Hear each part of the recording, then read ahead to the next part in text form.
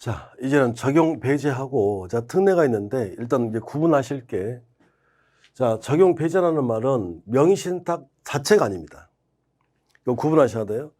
자, 특례는 무슨 말이냐? 명의신탁입니다. 명의신탁이지만 특별히 유효로 해줄게, 이런 뜻인 거예요. 자, 다시.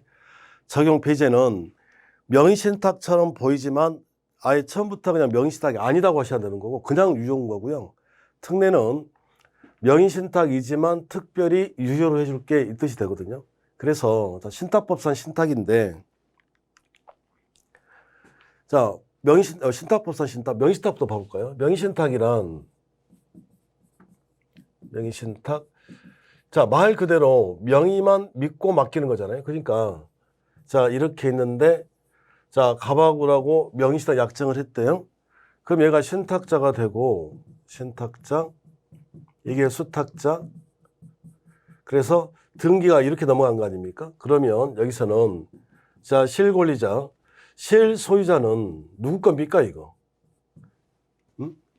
실제 소유자는 누구죠? 실제 소유자는 갑이잖아요. 실제 소유자는 갑. 근데 등기만 을앞으로 해놓은 게 이게 명의신탁인 거예요. 근데 왜 하냐면, 주로 보면, 법에 보면 조세포탈, 강제집행을 면탈할 목적 등으로 나와 있어요. 법조문에. 그러니까 조세포탈 세금 내지 않으려고 또, 자, 강제집행을 면탈할 목적 경매당하지 않을 이런 뜻이란 말이에요. 그러니까 그닥 그게 좋은 게 아니지 않습니까? 이렇게 해서 넘어갔다는 거예요. 이게 명의신탁이고, 그러면 신탁은 뭐냐? 신탁. 자, 믿고 맡긴다 똑같은 거 아니에요? 자, 신탁은 예를 들어서 말이죠. 신탁. 자, 재건축을 하려고 그래요. 우리 아파트 재건축. 그러면 재건축할 때, 자, 자, 그리고 조합원들이 조합을 결성을 해서 이렇게 합니다. 그럼 어떻게 할까? 일단 소유권 이전을 해주고, 이 말이죠. 이전? 똑같네, 구조가요. 자, 그러면, 자, 등기가 조합 앞으로 전부 다 넘어갑니다. 이렇게. 그래서 맡기는 사람을 이걸 위탁자라고 하는 거예요. 여기를 수탁자, 받을 숫자. 그래서 여기는 신탁이고 여기는 명의신탁이잖아요. 그러니까 이걸 혼동하실까봐 명의신탁에서는 신탁자, 수탁자라는 말을 쓰는 거고, 신탁에서는 위탁자, 수탁자 이렇게 용어만 바꿔놨습니다. 똑같아요, 구조는. 그러면 조합원에서 조합원 등기가 다 넘어갔다. 그죠? 그런데 조합원들이 여기다가 일을 맡긴 거지 얘 준 게 아니잖아요. 그런데 등기가 지금 물 앞으로 넘어가 있으니까 얘가 팔고 도망가면 어떡해? 그러니까 밑에다가 신탁이라고만 이렇게 적는 거예요. 이렇게 된 겁니다. 이렇게. 신탁.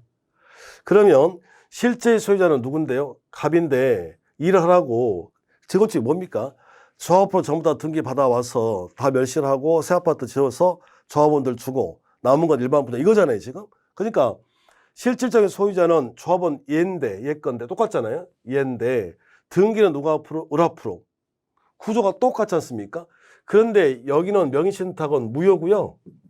무효고, 자, 이 신탁은 무효가 아니라 유효거든요.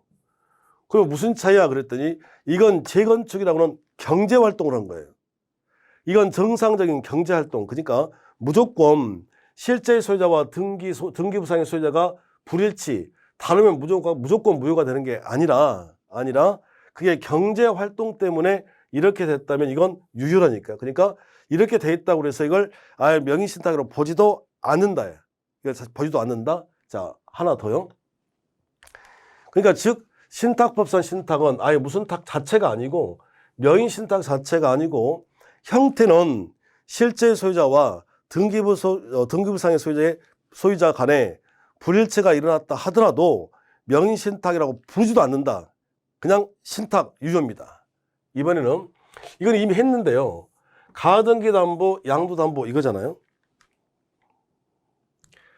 좀 전에 해드렸는데 예를 들어서 자 이렇게 자 5억 이짜리가 있고 자 1억의 소비대차 이게 돼 있습니다.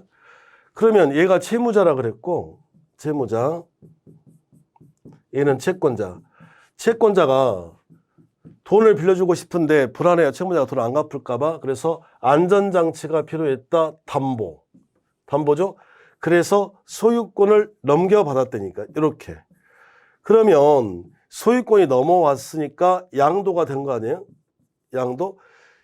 실질적인 소유자는 누굽니까? 갑이죠. 갑 건데 돈을 빌려가면서 경제활동, 돈을 빌려가면서 자 재건축하려고 신탁, 돈을 빌려가려고 경제활동, 소비대차.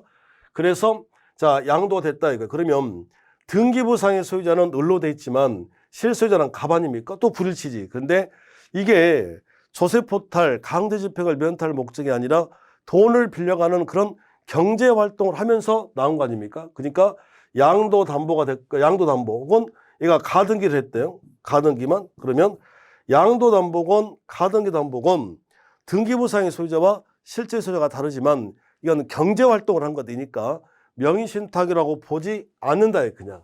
그래서 그냥 다 유효입니다. 신탁법상 신탁, 양도담보, 가등기담보, 담보란 말을 기억하시면 되겠죠. 담보. 그러니까 담보 목적으로 등기를 넘겨줬대. 이렇게 되면 명의신탁 아니다. 경제활동을 한 겁니다. 경제활동 유효가 되고. 그리고 상호 명의신탁, 명의신탁인데요. 상호 명의신탁, 명의신탁인데요. 구분 소유적 공유관계 이렇습니다. 자, 공유가 있고요. 공유. 자, 공유부터 잠깐 설명을 해드리면, 자, 여기 한 필의 토지가 있는데 갑이 2분의 1, 을이 2분의 1 이렇게 돼 있어요. 그러니까 공유한다 이렇게. 자, 한 필의 토지를 둘이 공유하고 있대. 지분을 가지고서. 그러면 얘가 갖는 이 지분이라고 하는 게, 이 지분은 이 물건 전부에 대해서 2분의 1을 갖는 거예요. 아하, 그러니까 이 지분이라고 하는 건 전부의 2분의 1인 거지. 공유라는 게 이렇게 나눠가지고, 자, 2분의 1이라고 해서 이건 갑, 이건 을, 이런 뜻이 아닙니다.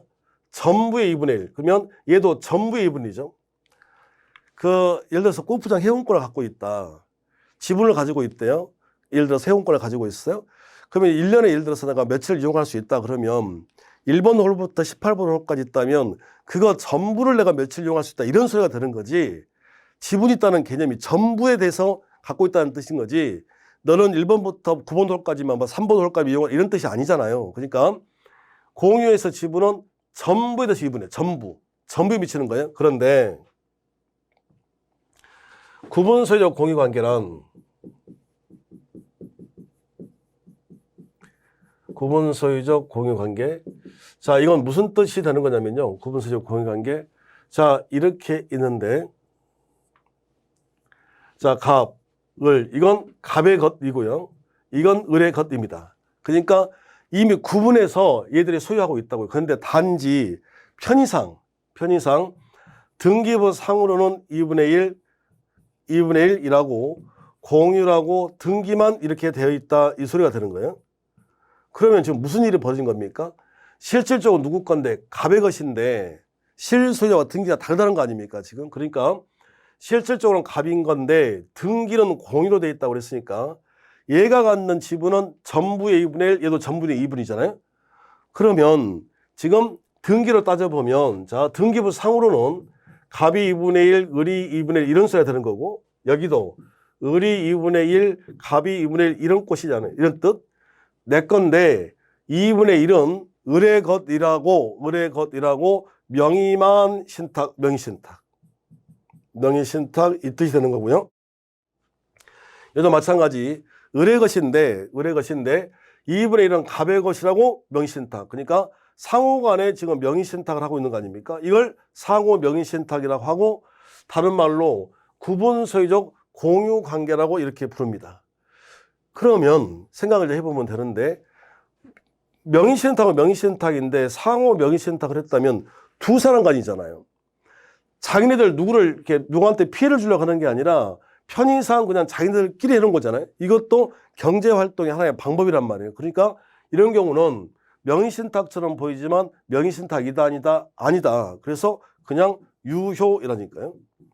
그러면 이제 결론이 이거 아닙니까? 자, 적용 배제라고 그랬으니까 얼핏 보면 외형상으로는 명의신탁처럼 꼭 보이지만 아예 명의신탁이 아닌 게 있다. 그래서 그냥 유효인 경우가 있다 이거거든요. 그게 신탁법상 신탁이고 담보 목적으로 가등기했다. 담보 목적으로 소유권을 넘겨놨다. 그래서 불일치가 일어났다. 그래도 명의신탁으로 부르지 않고 그냥 유효가 되는 거고 상호 명의신탁, 다른 말로 구분 소유적 공유 관계라고 합니다. 이것도 명의신탁이다 아니다? 아니다. 이거 명의신탁 아닙니다. 그냥 유효가 된다. 이렇게 하시면 되겠어요. 자, 이번에는 특례인데 특례는 명의신탁이 맞습니다. 명의신탁은 맞는데 특별히 조세포탈, 강제집행을 면탈할 목적이 자 포인트가 아니라면 이게 아닌 경우 조세포탈, 강제집행 면탈할 목적이 아니라면 유효 그렇습니다. 아닌 경우 유효. 그러니까 장난을 칠 때는 자, 이 세 가지 종종 배우자 종교단체 이걸 암기를 하셔야 되는데 자, 조세포탈, 강제집행을 면탈할 목적이 아니면 유효입니다. 만약에 종중 배우자 종교단체이더라도 이게 만약에 조세포탈, 강제집행을 면탈할 목적이라면 그것도 다시 무효가 됩니다. 그러면 이제 종중인데 종중재산을 종업명의로 등기했대요. 명의신탁 맞습니다. 근데 이건 왜 유효로 할까요? 이건 왜 그러냐면 이게 뿌리가 명의신탁 최초로 했던 게 뿌리 때문에 그러는데 저 명의신탁은 옛날부터 있었거든요. 이게 옛날 이게 뿌리가 언제냐면 그냥 기초 강의고 하니까 그냥 배경만 조금 설명을 해드리면 이게 1910년대 얘기입니다. 1910년대 얘기, 1910년대. 이거 들어놓으면 나중에 그 점유취득 시효까지 좀 연결이 될 건데요. 1910년대면 이게 어떤 시대일까요? 이게 우리 일제강점기죠, 이거. 그러니까 이거 아닙니까, 이게? 그래서 무슨 일이 벌어지냐면 대충 얘기를 해드리면 자, 일본이고요, 우리나라고요. 우리나라가 1907년에 이미 국권은 상실된 상태고 10년 됐잖아요. 자, 강점기. 그런데 1910년대에 일본에 극심한 가뭄이 들어요. 가뭄이. 그럼 어떡합니까? 쉽게 말하면 식민지잖아. 일본 입장에서 자기들이 봤을 때는. 그러니까 자, 여기서 여기 쌀을 수탈해가지고 일본으로 가져가면 될 거 아닙니까? 일본으로? 근데 그때 당시에는 이게 교통수단이 소달구지밖에 없었다니까요. 그러니까 쌀을 수탈을 해가지고 부산에 가지고 와서 일본으로 가져가야 돼요. 이거 배죠. 근데 여기까지 오는데 시간이 너무 많이 걸리는 거예요. 그래서 자, 어떻게 하면 더 빨리 이걸 다시 수탈해서 빨리빨리 자기 본토로 가져갈 수 있을까 하고 나중에 이게 청나라고 이게 일본이잖아요. 청일전쟁도 할 거 아닙니까? 그래서 여러 가지 목적으로 여기다가 자, 수탈하게 철도를 건설하려고 그래요. 이렇게 철도를. 자, 근데 문제는 다시 봅시다. 문제는 자, 철도를 건설하려고 합니다. 철도를. 그러면 이미 나라는 뺏겼는데 그냥 이걸 땅을 그냥 총칼을 들이대고 그냥 땅 내놔 하게 되면 전 국민이 다 봉기를 할 거 아닙니까? 그래서 일본 애들이 이 토지를 합법적으로 뺏으려고 그래요. 그래서 만든 법이 뭐냐면 토지조사법이라는 걸 만듭니다. 여기까지만 할게요. 법, 자, 여기 그리고 령, 그리고 규칙. 자, 이렇게 돼 있는데 이거예요. 자, 토지조사법이 무슨 말이야? 그랬더니 일본 애들이 우리한테 하는 얘기가 옛날 우리 할아버님들은 실제로 땅 문서로 가지고 있었거든요. 문서로. 땅 문서, 뭐 논문서, 판문서, 막 문서로 내 거 이렇게 문서로 와가지고 야, 외부에서 보니까 소유자가 누군지를 알 수가 없어. 그러니까 토지 소유자는 와서 신고를 해. 신고를. 그러면 토지 소유권을 인정을 해줄게 라고 했어요. 근데 여기에 함정이 뭐가 있냐면 다 각설하고 이게 단체로는 안 받아줘요. 이걸. 신고를 단체로는. 그러면 그때 당시를 생각을 해보면 개인 땅이 많았을 것 같아요? 종중, 문중 땅이 많았을 것 같아요? 당연히 종중, 문중 땅이 많았겠죠. 그러니까 예를 들어서 이 땅이 있는데 자, 이씨 뭐 종중, 문중 땅이 딱 해봅시다. 이 단체로는 안 받아줘. 개인으로는 받아주는데 단체로는 안 받아줘요. 그러니까 일본 애들만 머리가 좋은 게 아니라 우리 할아버님들도 머리가 좋을 거 아닙니까? 그러니까 머리 쓰시는 거지. 어떻게 할까요? 뺏기 싫으니까 자, 종중 땅이야. 그런데 이렇게 명의, 신탁 여기가 뿌리란 말이에요. 여기가. 그래서 종중 중에 종원 명의로 해놨다 이거예요. 명의 신탁. 이게 명의 신탁입니다. 말 그대로. 그러니까 어떻게 보면 뿌리가 여기서부터 시작됐다라고 보시면 되겠어요. 명의 신탁이라는 게 처음 시작이 이렇게요. 그러면 명의 신탁 약정은 지금 무효라고 했는데 자, 종중 같은 경우는 이게 우리 뿌리 아닙니까? 이게 뿌리. 우리 뿌리. 자, 그래서 종중재산을 종업명의로 등기한 것은 명의신탁이지만 우리 뿌리입니다. 그래서 특별히 특별히 유효로 해줄게 이렇게. 결론. 그러면 종중 명의신탁은 조세포탈 강제집행을 면탈 목적이 아닌 경우는 뭐로 한다? 유효로 합니다. 자, 두 번째. 자, 배우자. 그 부부간에 보면 니께 내께 있습니까? 없습니까? 없죠. 있나요? 부부간에 니께 내께 배우자.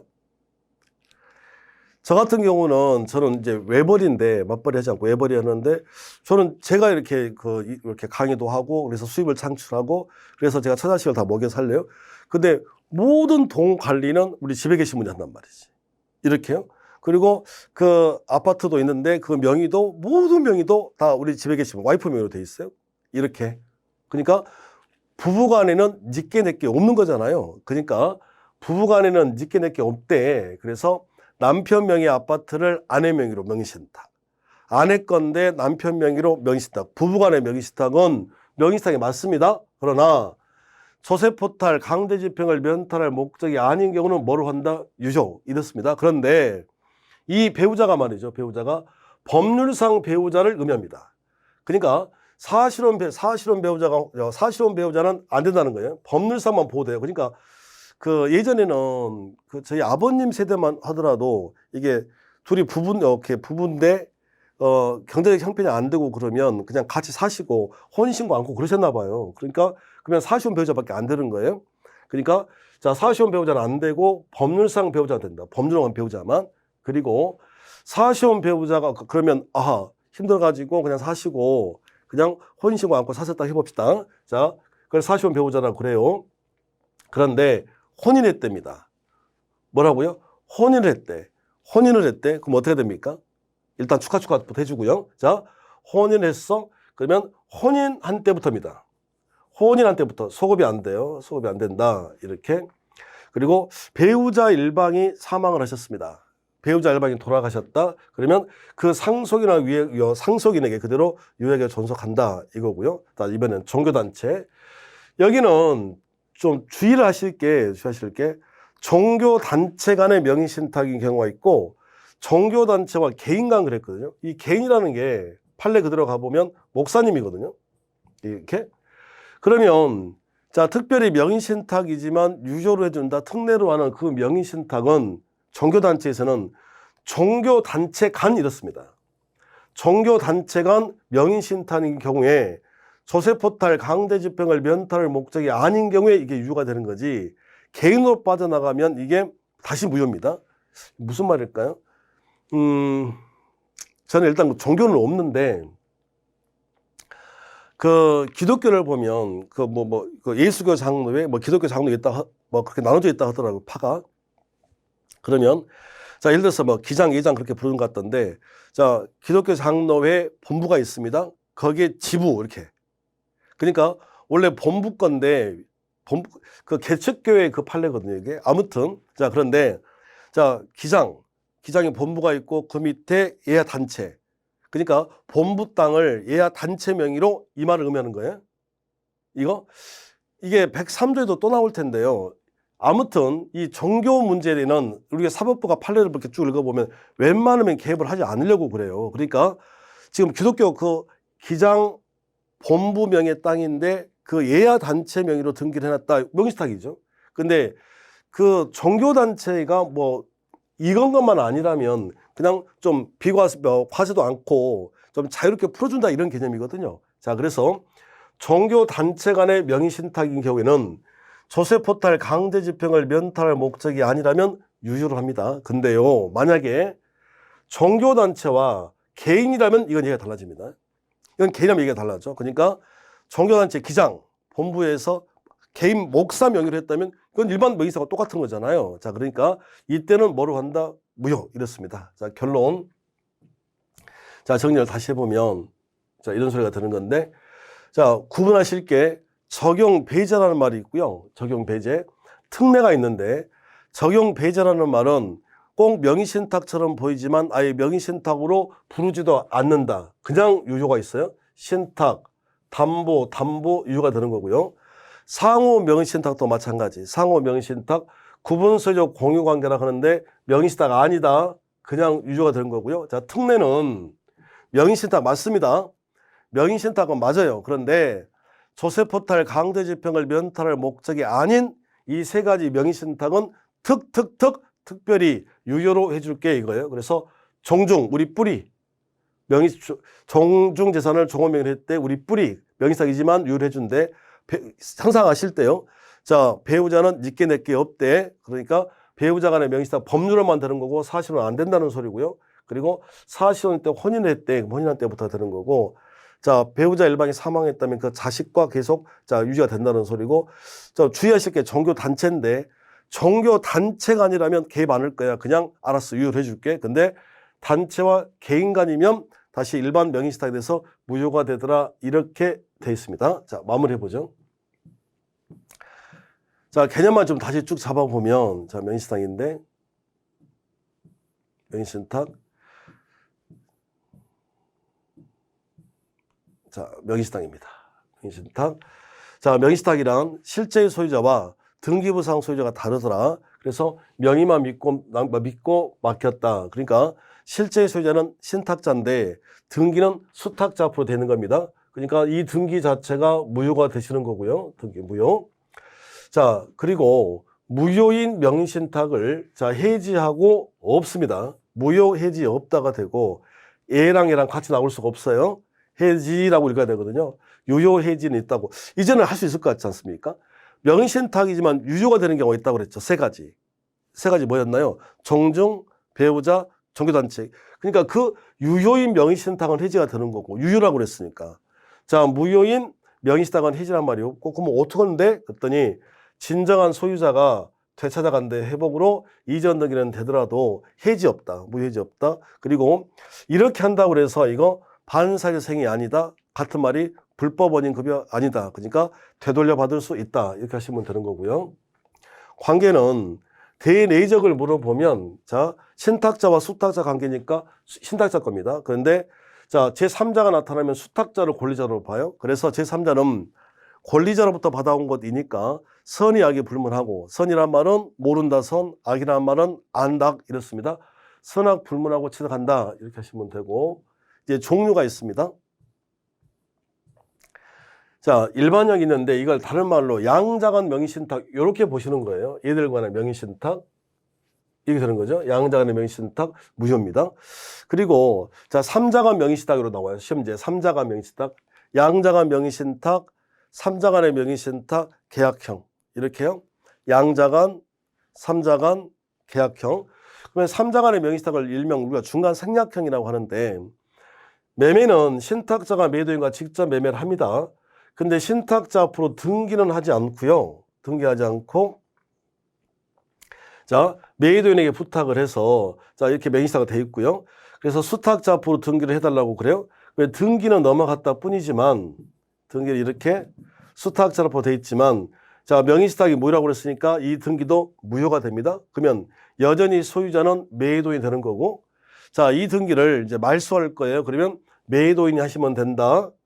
자, 신탁자는 무슨 잡 안 되고 직접 안 되고 자, 대위에서는 된다 이 말이 되는 거고 둘이 매매했으니까 이전 등기 요구할 수 있다. 이 질문밖에 안 나옵니다. 나올 때. 자, 그래서 자, 삼자간의 명의신탁 무효입니다. 명의신탁자는 무효이므로 소유권은 여전히 매도인에게 있다. 그리고 매도인이 수탁자에게 등기 말소를 청구할 수 있다. 그리고 신탁자는 대위해서는 가능하지만 직접은 안 된다. 그리고 신탁자와 매도인이 매매한 사실이 있기 때문에 자, 신탁자는 매도인에게 소유권 이전 등기를 청구할 수 있다. 이렇게 하시면 되겠네요. 자, 계약형인데 자, 구분하시라고 그랬습니다. 자, 신탁자가 수탁자에게 자금을 제공해서 명의신탁했대요. 이 약정은 일단 무효가 되고요. 자금을 제공하여. 그런데 매도인이 선의일 수도 있고 악일 수도 있는데 매도인이 악이라면 다 알고 시작한 거 아닙니까? 그래서 보호할 필요가 없다. 전체가 무효가 된다. 전체가. 근데 매도인이 만약에 선이라면 이 계약만 유효가 되신다. 요거죠. 계약만. 자, 계약형에서는 매도인이 선이더라도 명의신탁 약정은 계속 무효입니다. 이거 계속 무효가 되고. 자, 그러면 선일 때는 어떻게 할 거야? 등기가 이렇게 넘어가 있는데 어떡할래? 그랬더니 실명법 시행 전입니다. 실명법 시행 전이라면 야, 그거 내 돈 가지고 산 거잖아. 부동산 자체를 달라갈 수 있었고요. 실명법 제정 후입니다.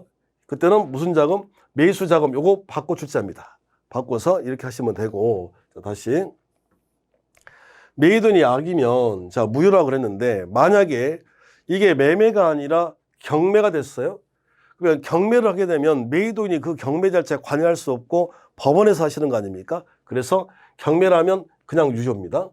자, 매도인 선이면 자 계약이 유효가 되는 거지 명의신탁 약정이 자 유효가 되는 건 아니다. 명의신탁은 계속 무효다. 그리고 실명법 1995 실명법 제정 전이면 야 그거 내 돈 가지고 산 거잖아. 부동산 줘. 이렇게 부동산 자체를 달라갈 수 있었고 실명법 제정 후 지금은 무효니까 둘이 만난 적이 없는데 무슨 부동산을 달라갈 수 있습니까? 둘이 만난 적이 없던 상태로 만들어야 되니까 자, 내 돈 내놔. 이렇게 되겠죠. 그래서 매수자금 요거 정리를 하시면 됩니다.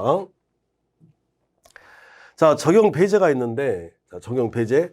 적용 배제라는 말은 처음부터 아예 명의신탁이 아니다. 그러니까 얼핏 보면 실제 소유자와 등기부상 소유자가 달라요. 그래서 명의신탁처럼 보이지만 아예 명의신탁으로 부르지 않는다. 명의신탁으로 안 본다. 그냥 유효가 있는데 신탁법상 신탁이 그렇고요.